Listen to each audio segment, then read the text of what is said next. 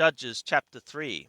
Now these are the nations which Yahweh left to prove Yisrael by them, even as many of Yisrael as had not known all the wars of Canaan, only that the generations of the children of Yisrael might know, to teach them war, at the least such as beforetime knew nothing thereof, namely the 5 lords of the Pelishtim, and all the Canaanim, and the Thidonim, and the Hiwim that dwelt in Mount Lebanon, from Mount Baal Hermon to the entrance of Hamath. And they were left to prove Yisrael by them, to know whether they would hearken to the commands of Yahweh, which he commanded their fathers by Moshe. And the children of Yisrael dwelt among the Canaanim, the Hittim, and the Amorim, and the Perizim, and the Hiwim, and the Yebusim. And they took their daughters to be their women, and gave their own daughters to their sons, and served their gods. And the children of Yisrael did that which was evil in the sight of Yahweh, and forgot Yahweh their God, and served the Baalim and the Asheroth.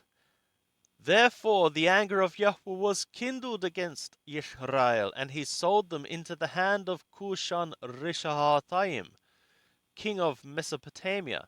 And the children of Yisrael served Cushan Rishathaim 8 years.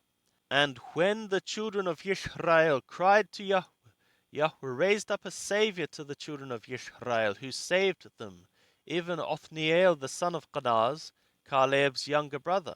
And the Spirit of Yahweh came upon him, and he judged Yisrael, and he went out to war. And Yahweh delivered Cushan Rishathaim, king of Mesopotamia, into his hand, and his hand prevailed against Cushan Rishathaim. And the land had rest 40 years, and Othniel the son of Kenaz died. And the children of Yisrael again did that which was evil in the sight of Yahweh. And Yahweh strengthened Eglon, the king of Moab, against Yisrael, because they had done that which was evil in the sight of Yahweh. And he gathered to him the children of Ammon and Amalek, and he went and smote Yisrael, and they possessed the city of palm trees. And the children of Yisrael served Eglon, the king of Moab, 18 years. But when the children of Yisrael cried to Yahweh, Yahweh raised them up a Saviour, Ehud, the son of Gerah, the Binyamini, a man left-handed. And the children of Yisrael sent tribute by him to Eglon, the king of Moab. And Ehud made him a sword which had 2 edges, a cubit in length, and he girded it under his raiment upon his right thigh. And he offered the tribute to Eglon, king of Moab. Now Eglon was a very fat man, and when he had made an end of offering the tribute, he sent away the people that bare the tribute. But he himself turned back from the quarries that were in Gilgal, and said, I have a message of a secret for thee, O king. And he said, Keep silence. And all that stood by him went out from him. And Ehud came to him, and he was sitting by himself alone in the cool upper room. And Ehud said, I have a message from God to thee. And he arose out of his seat. And Ehud put forth his left hand, and he took the sword from his right thigh, and thrust it into his body. And the haft also went in after the blade, and the fat closed upon the blade. For he drew not the sword out of his body, and it came out behind. Then Ehud went forth into the porch, and shut the doors of the upper room upon him, and locked them. Now when he was gone out, his servants came, and they saw, and behold, the doors of the upper room were locked. And they said, Surely he is covering his feet in the upper chamber.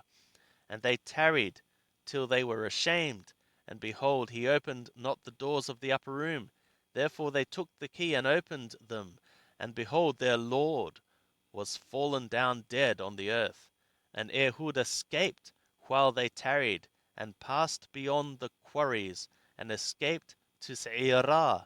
And it was when he was come that he blew a sounding horn in the hill country of Ephraim, And the children of Israel went down with him from the hill country, and he before them.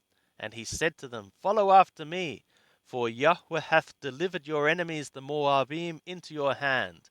And they went down after him, and took the fords of the Jordan against the Moabim, and they gave not a man to pass over. And they smote of Moab at that time about 10,000 men, every stout man, and every man of valor, and there escaped not a man.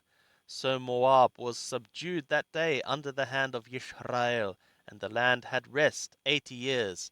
And after him was Shamgar, the son of Anat, who smote of the Pelishtim 600 men with an ox goad, and he also saved Israel.